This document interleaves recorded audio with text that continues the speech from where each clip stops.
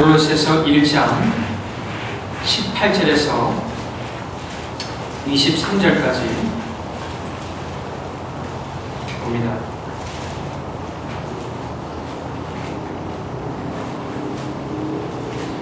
하나님의 말씀이 다음과 같습니다.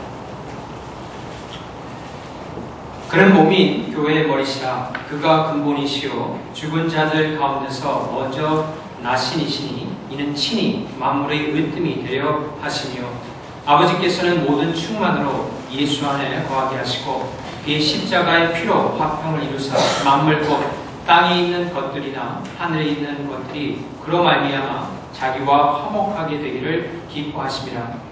전에 악한 행실로 멀리 떠나 마음으로 원수가 되었던 너희를 이제는 그의 육체의 죽음으로 말미암아 화목하게 하사 너희를 거룩하고 흠없고 책망할 것이 없는 자로 그 앞에 세우고자 하셨으니 만일 너희가 믿음에 거하고 토유에 굳게 서서 너희 들은 바 복음의 소망에서 흔들리지 아니하면 그리하리라.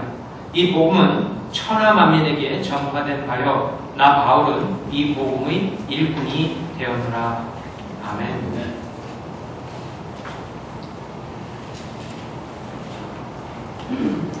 오늘 그 슈퍼볼 게임이 있습니다. 많은 사람들의 관심 가운데 진행이 되는데 아마 워싱턴에 사는 많은 분들은 시학스 팀이 이기기를 간절히 원하리라고 저는 생각을 합니다.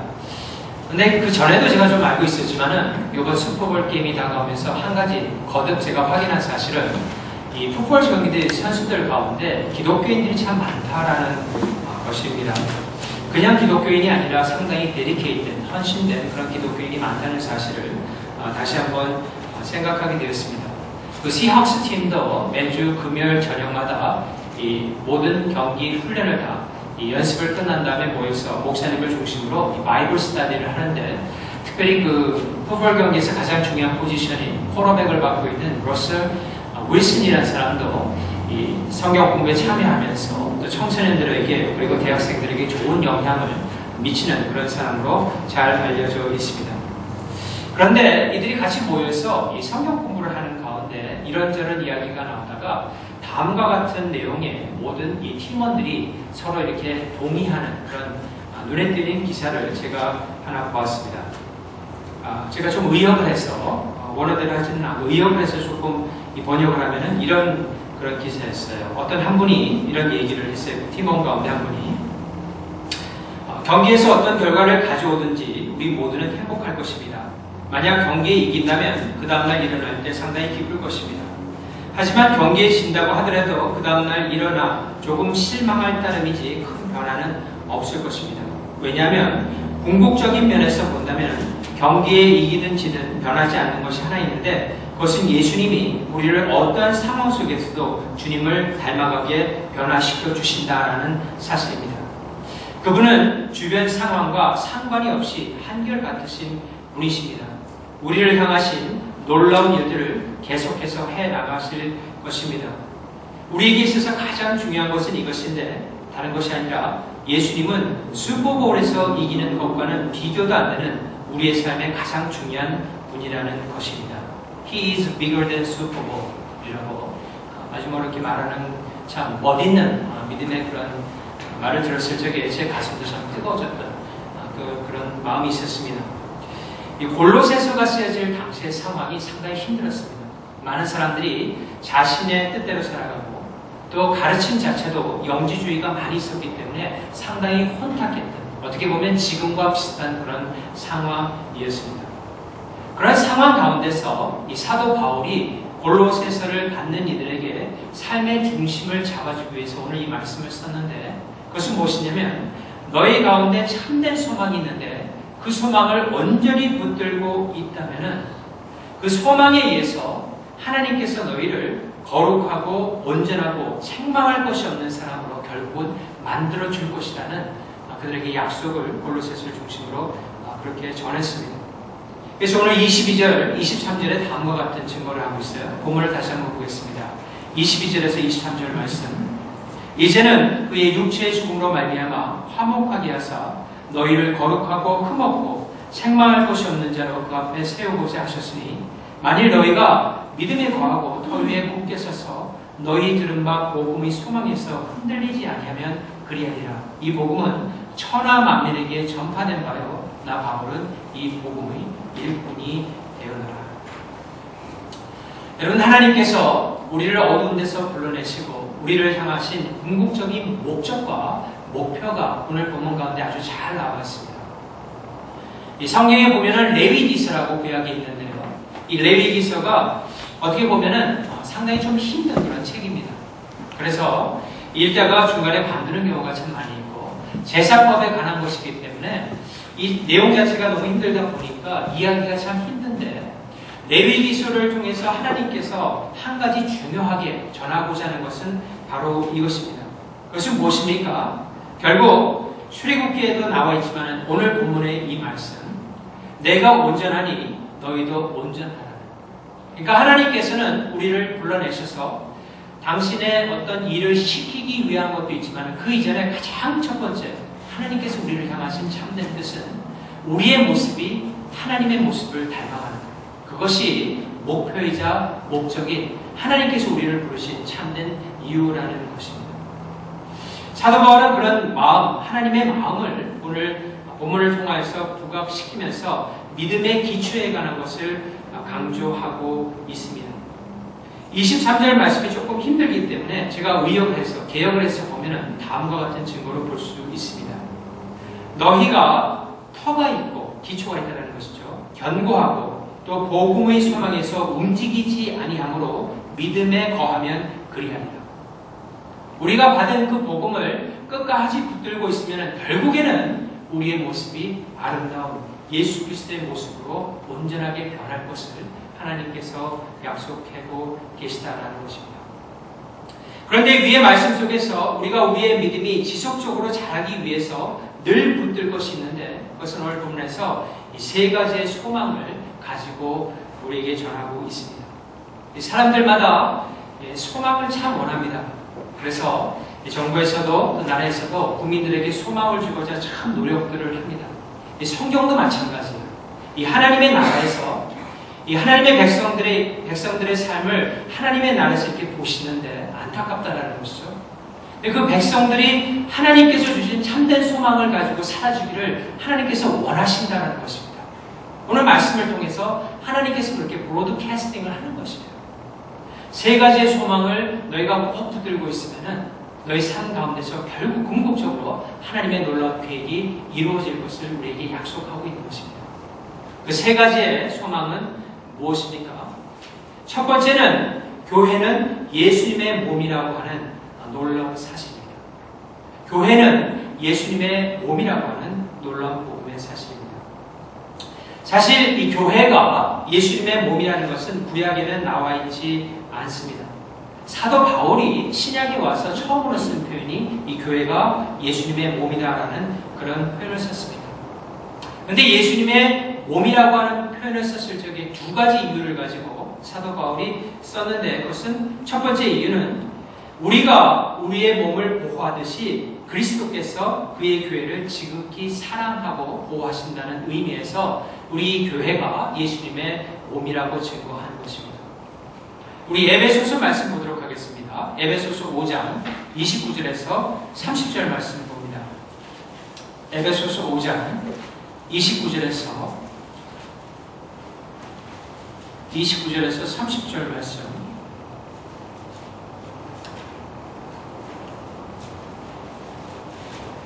에베소서 5장 29절에서 30절 다음과 같이 되어 있습니다. 누구든지 언제나 자기 육체를 미워하지 않고 오직 양육하여 보호하기를 그리스도께서 교회에게 함과 같이 하나니 우리는 그 몸의 지체임이라.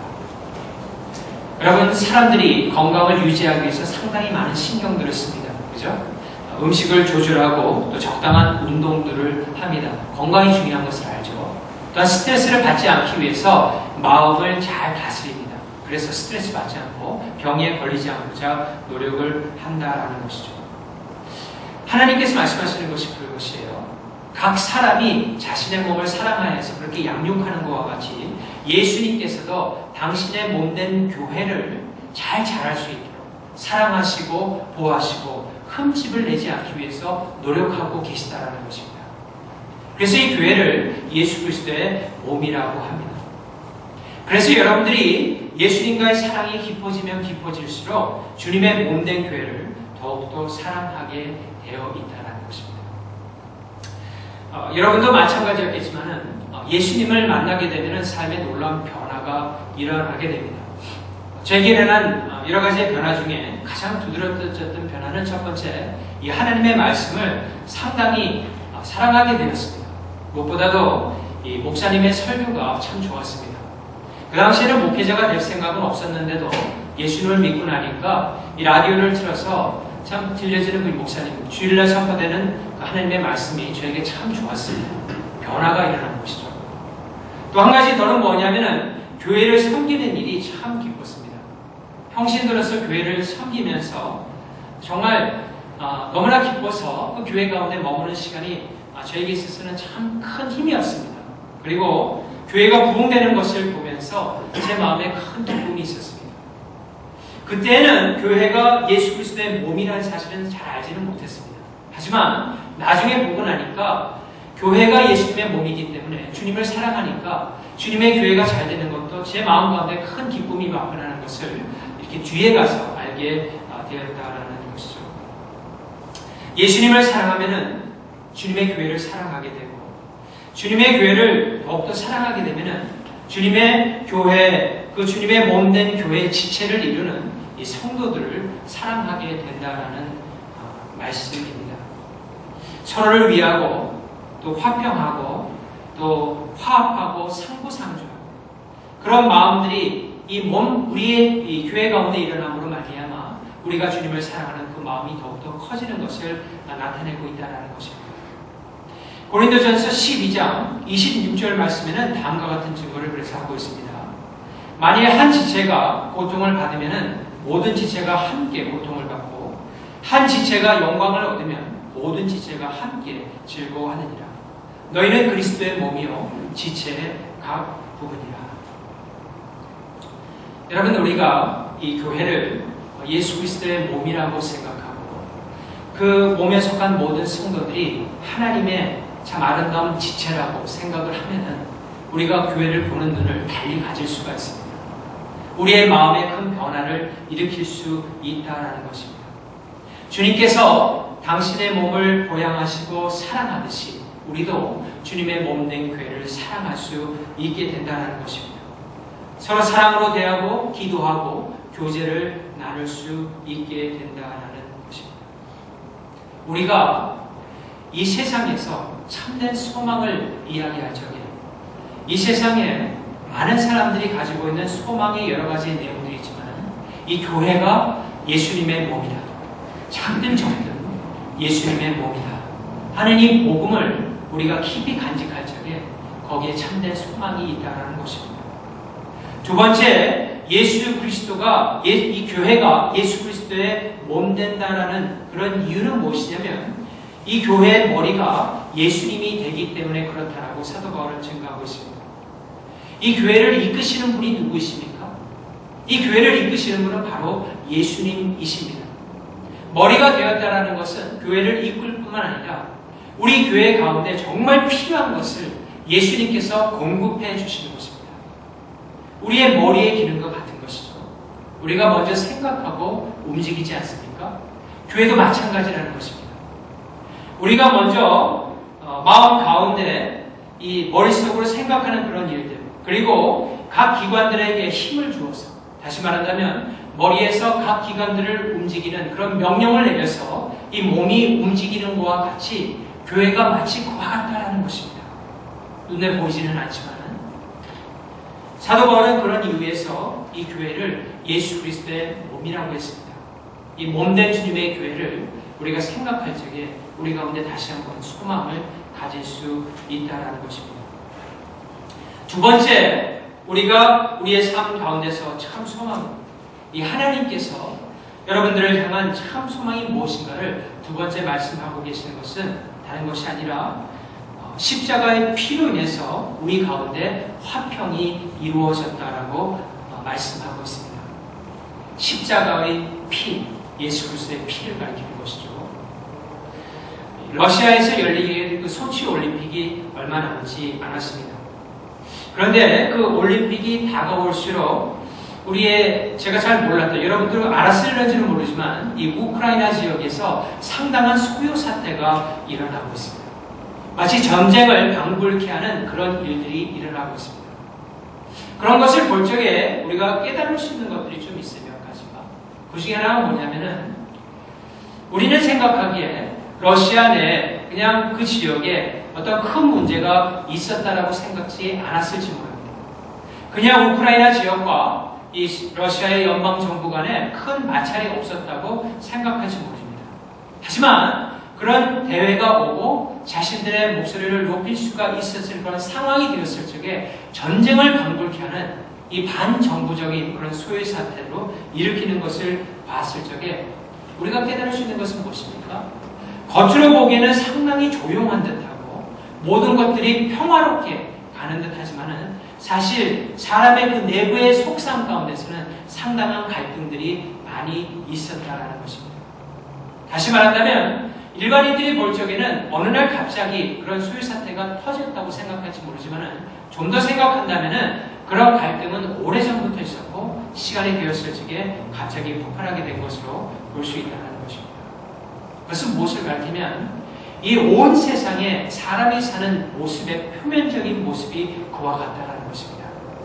겉으로 보기에는 화평이 있는 듯하고 겉으로 보기에는 평화가 있는 듯하지만은 하나님께서는 거기에는 참된 평화가 없다고 말씀하고 계시는 것입니다. 진정한 평화가 이루어지는 것은 때에 따라서 좀 힘들 수도 있고 어려울 수도 있겠지만은 예수 그리스도의 피로 말미암아 교회가 세워지고 그 교회 안에서 한 이론을 갖추고 하나님의 뜻을 따라서 추구하는 그 모임의 형성이 됨으로 말미암아 그 가운데서 참된 평화, 참된 화평이 이루어질 수 있다라고 성경은 강조하고 있는 것입니다. 그래서 오늘 본문 20절 말씀을 다시 한번 보겠습니다. 골로새서 1장 20절 말씀 다시 한번 보면 이렇게 돼 있어요. 그의 십자가의 피로 화평을 이루사 만물 곧 땅에 있는 것들이나 하늘에 있는 것들이 그로 말미암아 거기 자기와 화목하게 되기를 기뻐하심이라 라고 되어 있습니다. 20절 말씀을 위에서 보게 되면은 사도 바울이 십자가의 피를 상당히 강조하고 있습니다. 예수님의 보혈이죠. 이 보혈이 참 중요하다는 것입니다. 왜 중요하냐면은 여러분 히브리서를 보게 되면은 이 히브리서 기자가 아벨의 피하고 그 다음에 예수님의 피를 비교를 합니다. 그리고 아벨의 피보다 예수 그리스도의 피가 더 낫다라고 말씀을 합니다. 중요한 의미가 있는데 여러분 아시겠지만 창세기에서 가인이 아벨을 쳐서 죽이게 됩니다. 첫 번째 살인사건이 일어나죠. 그리고 그가 땅에 묻히게 되고 아벨이 땅 속에서 부르짖는다라고 하는 그 피가 부르짖는다라고 하는 그런 표현을 씁니다. 이것은 무엇이냐면 억울하게 죽었기 때문에 하나님께 자신의 억울함을 풀어달라고 호소하는 그런 소리의 피인 것입니다. 아벨은 정말 억울하게 죽었고 그가 그렇게 외치는 것이 너무나 옳다라는 것입니다. 왜냐하면 하나님은 의로우신 재판장이 되기 때문에 그렇습니다. 그래서 여러분들이 요한계시록에 가게 되면은 예수 그리스도를 전하다가 순교를 당한 사람들이 하나님의 보좌 앞에 나와서 하시는 일이 있는데 그것은 다름 아니라 자신을 피 흘리게 한 그 피의 대가를 하나님께서 정당히 심판해달라고 그렇게 간구하는 내용들입니다. 저는 그 장면을 봤을 적에 얼핏 천국에 가면은 다 평화로우니까 모든 것이 해결됐겠지 이렇지 않다라는 것입니다. 하나님의 공의는 반드시 심판이 이루어져야 되기 때문에 그 심판을 이루시라고 순교자들이 하나님을 향하여서 부르짖는다는 것입니다. 마치 아벨의 피도 그와 같은 피입니다. 하지만 히브리서 기자는 한 걸음 더 나아가요. 그런 아벨의 피의 부르짖음이 옳긴 하지만은 그 옳은 부르짖음보다 더 좋은 피가 있는데 그 피의 소리가 있는데 호수의 소리가 있는데 그것은 예수 그리스도의 보혈이라는 것입니다. 왜냐하면 예수님께서 피를 흘리심으로 하나님께 부르짖는 것은 어떤 자신의 억울함을 풀어달라고 하는 심판의 부르짖음이 아니라 죄인들을 용서해달라고 하는 내가 저 죄인들을 위해서 나의 모든 것을 하나님께 드렸으니 이제는 나를 보시고 나를 믿는 모든 죄인들을 용서해달라고 하나님께 간절히 외치는 피의 부르짖음이기 때문에 그 피가 그 히브리스에는 나은 것이라고 말하고 있다라는 것입니다. 이 십자가의 피, 예수 그리스도의 피만이 우리의 삶 가운데 그리고 이 세계 가운데 참된 평화가 올 수 있다라는 것입니다. 여러분, 우리 모두는 악한 행실로 하나님께서 떠나 하나님과 원수된 생활을 했던 사람들입니다. 하나님을 싫어했고 하나님이 좋아하는 것을 거절했으며 세상을 따라서 세상의 구습과 나의 죄성을 따라서 그것을 즐기면서 살았던 악한 사람들이었습니다. 그런데 예수님께서 우리의 그 죄를 참으로 안타깝게 보시고 십자가상에서 하나님께 간절히 부르심으로 말미암아 하나님께서 예수님의 그 기도를 들으셔서 우리를 그 악한 모습에서 꺼내주셔서 하나님의 의인으로 하나님의 자녀로 삼아 주신 것입니다. 그래서 이제는 우리가 이 세상에서 가장 힘이 센, 이 세상뿐만 아니라 영원 전부터 영원 후까지 없을 가장 전능하신 그 하나님과 화평의 관계를 이루었어요. 거기서 우리는 큰 기쁨을 얻게 된 것이고 영원토록 그분을 섬김에 있어서 감사한 마음을 가질 수 있다는 것입니다. 이것이 바로 예수 그리스도를 통하여서 이루어진 놀라운 구원의 역사입니다. 여러분, 이 복음의 말씀은 참으로 중요합니다. 이 복음을 다르게 표현한다면 이렇게 표현할 수가 있어요. 하나님께서는 우리를 그리스도의 피로 말미암아 받으셨다라는 표현입니다. 받으셨다. 이것은 정말 놀라운 복음입니다. 그러니까 하나님께서 우리를 보실 적에 참 기뻐하신다라는 것입니다. 참 사랑하신다라는 것입니다. 참 아껴주신다라는 것입니다. 왜냐하면 예수께서 우리를 위해서 모든 고난 그리고 모든 죄의 대가를 다 치르셨기 때문에 우리에게 남아있는 것은 예수께서 하나님으로부터 받아야 될 마땅한 그 사랑과 마땅한 그 총애와 모든 것들을 우리가 받게 된 그 위치로 가버렸기 때문에 우리에게 있어서 이 말은 너무나 큰 복음이 된다라는 것입니다. 하나님과 화평을 이뤘기 때문에 우리의 마음 가운데 큰 화평이 이루어질 수 있게 된다는 것입니다. 여러분, 사도 바울은 다른 것은 몰라도 이 복음에 대한 확신을 한 가지 갖고 있었어요. 내가 예수 그리스도의 십자가를 전하면은 이 복음이 들어가면은 사람이 변화되어서 악인이 의인으로 되고 하나님의 자녀가 되는 놀라운 역사가 일어난다. 그리고 나도 악인이었는데 하나님께서 나를 사랑하여 주셔서 의인 삼아 주시고 이제 이 복음을 네가 세상에 머무는 그날까지 전하라고 나를 부르셨다. 여기에 대한 확신을 가지고 편지도 쓰고 많은 사람들에게 복음을 전했던 분이 바로 사도 바울입니다. 근데 그냥 전하는 것이 아니라 아주 힘써 전했다고 했어요. 그래서 골로새서 1장 29절 말씀에 보면 다음과 같은 증거를 하고 있습니다. 골로새서 1장 29절 말씀 우리가 보겠습니다. 이렇게 되어 있죠.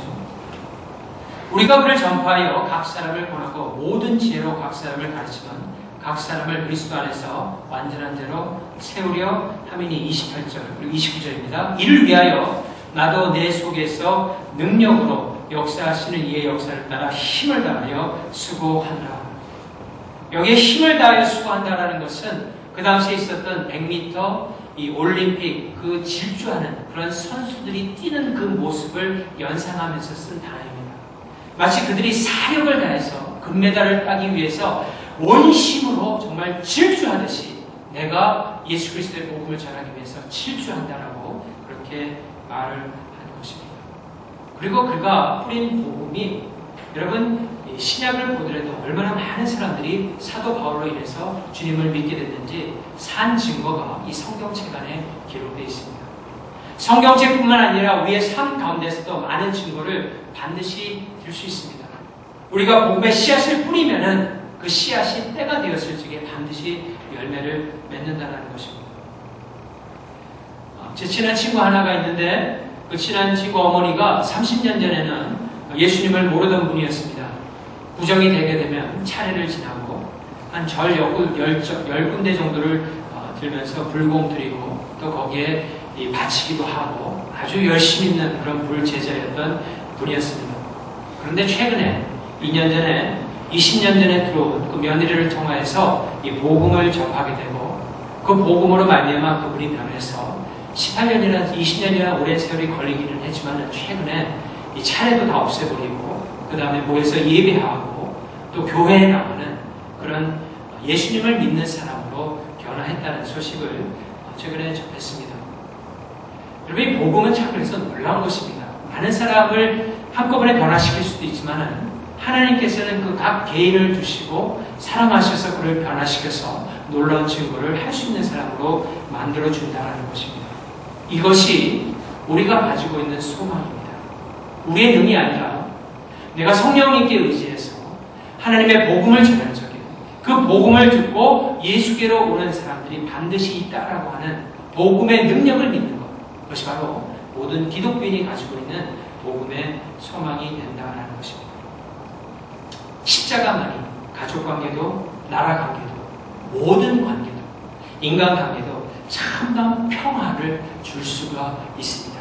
이것은 거칠에만 하는 그런 평화가 아니라 아주 마음속에 깊은 곳까지 변화시킬 수 있는 참된 화평. 그 화평은 예수 그리스도의 그 십자가의 능력으로만 가능하다는 것입니다. 이것이 우리가 붙들어야 될 두 번째 소망입니다. 마지막 한 가지 더 있는데요. 한 가지 더 우리가 붙들고 나아갈 이 세상을 믿음으로 승리할 수 있는 그런 소망은 하나님께서는 어떤 일을 정하시고 하는 것이 우리의 소망입니다. 다르게 좀 표현한다면 하나님께서는 어떤 일을 계획하시고 그 일을 반드시 이루어 나가는 것이 참 우리의 소망이라는 것입니다. 우리가 감사가 많이 줄어들고 있습니다. 저 자신을 보더라도 그럴 때가 참 많아요. 감사할 일이 많은데 감사하지 못하는 생각을 할 때가 참 많습니다. 하나님 앞에서 참 죄송한 일인데요. 이 감사가 참 줄어드는 그런 생활 가운데서 우리는 하나님의 명령을 받아서 정말 감사해야 됩니다. 근데 그 감사의 제목 가운데 정말 우리 모두가 한 가지로 감사할 수 있는 것은 하나님이 선하신 이유로 말미암아 우리가 감사를 해야 되는 그런 이유가 있습니다. 하나님이 선하시기 때문에 우리가 감사할 수 있는 것입니다. 여러분, 만약 하나님이 악하시다라면 이 인류에는 아무 소망이 없습니다. 인류가 아무리 노력을 한다고 할지라도 하나님이 악하시면 궁극적으로 모든 것이 악함으로 끝날 것이기 때문에 모든 인류에게는 소망이 없다는 것이죠. 하지만 우리가 참으로 감사할 수 있는 것은 하나님께서는 선하신 분이시고 선하신 분이시기 때문에 그분께서 계획하시고 궁극적으로 이루는 모든 일들은 선한 결과를 반드시 가져온다라는 것입니다. 선하신 하나님께서 마음을 정하시고 지금 우리에게 향하신 우리에게 일하고 계신 것이 무엇입니까? 본문에서 이렇게 가르치고 있어요. 너희를 거룩하고 흠없고 책망할 것이 없는 자로 그 앞에 세우고자 하셨으니 라고 되어 있습니다. 좀 더 강한 표현을 한다면 우리의 삶의 모든 것들을 선용하셔서 결국에는 우리를 예수 그리스도와 같은 온전한 사람으로 믿겠다는 것입니다. 얼마나 놀라운 일입니까? 그 올림픽이 다가올 적에마다 이 곽광을 받는 많은 스포츠 스타들이 있습니다. 그죠? 이번에 같은 경우는 아마 김연아 선수가 가장 곽광을 받고 그 선수의 이렇게 그 다큐멘터리 같은 걸 보면은 정말 존경받을 만한 참 노력이 있는 사람입니다. 그런데 그 뒤에 있는 많은 피겨 스케이터들이 아마 그를 바라보면서 참 저렇게 되고 싶다라고는 강한 열망이 있을 것입니다. 나도 저렇게 좀 회전을 하고 싶고 나도 저렇게 완벽한 연기를 펼치고 싶다라고는 강한 갈망이 있을 것이라는 것이죠. 하지만 그렇게 다 되는 것은 아니죠. 하지만 하나님께서 우리에게 약속하시는 것은 무엇입니까? 사람 중에 정말 사람이고 가장 거룩하고 가장 놀라운 모습을 가지신 그 예수 그리스도의 모습을 우리로 하여금 닮아가기 때문에 하나님께서 역사하시겠노라고 우리에게 약속하고 계시다라는 것입니다. 그것이 우리의 참된 소망이요. 또 하나님께서 이루실 것을 바라보면서 기뻐할 수 있게 된다라는 것입니다. 우리 가운데 이와 같은 세 가지의 소망이 있을 적에 우리의 삶 가운데서는 큰 소망을 가지고 하나님의 뜻을 이루어 나가는 일에 우리가 힘쓸 수 있게 된다라는 것입니다. 말씀의 결론을 맺도록 하겠습니다. 신랑 되신 예수님께서 우리를 맞이할 날이 있다고 성경은 분명히 가리키고 있습니다. 그때 우리는 하나님 앞에 다 서게 될 것입니다. 그때 정말 소망을 가지고 살았던 우리의 소망들이 하나님 앞에 온전히 드려지게 될 것입니다. 아마 우리의 영혼의 깊은 곳에서 흘러나오는 형용 못할 그런 기쁨이 우리 가운데 있을 것입니다. 아마 우리가 일생 가운데 가장 깊은 곳에서 흘러나오는 눈물, 감격, 그리고 기쁨, 그 하나님을 만난 놀라운 역사 가운데 우리는 정말 하나님 앞에서 기뻐하며 찬송하며 주님을 부르게 될 것입니다. 하지만 그런 영광에 들어가기 전에 사도 바울은 많은 어려움을 겪었습니다. 환난을 겪었습니다. 사단과의 많은 싸움이 있었습니다. 하지만 그는 그 소망을 결코 잊지 아니하고 끝까지 붙들었기 때문에 그곳으로 들어갈 수 있게 되었다는 것입니다. 그래서 그는 다음과 같은 증거를 하고 있어요. 우리가 잠시 받는 환난과 경한 것이 지극히 크고 영원한 영광에 중한 것을 우리에게 이루게 하리니 우리가 주목하는 것은 보이는 것이 아니요 보이지 않는 것이니 보이는 것은 잠깐이요 보이지 않는 것은 영원함이니라. 우리 모두가 이 하나님의 복음의 일꾼으로 부름을 받았습니다. 우리가 하늘 아래 소망을 쌓아두었는데 그것은 다른 것이 아닌 주님의 몸된 교회를 같이 세워나가는 것입니다. 자신의 복음을 하면서 자신의 책임을 하면서 하나님 앞에서 이 교회를 같이 세워나가는 것입니다. 그리고 세워나갈 적에 하나님께서는 그 노고를 통하여 훗날 우리에게 큰 상급 주실 것을 약속하고 계시다라는 것입니다. 그와 같은 하늘에 쌓아둔 소망만을 우리가 함께 바라보면서 교회를 섬기며 주님을 더욱더 사랑하는 여러분 다 되시기를 우리 주 예수 그리스도 이름으로 간절히 축원합니다.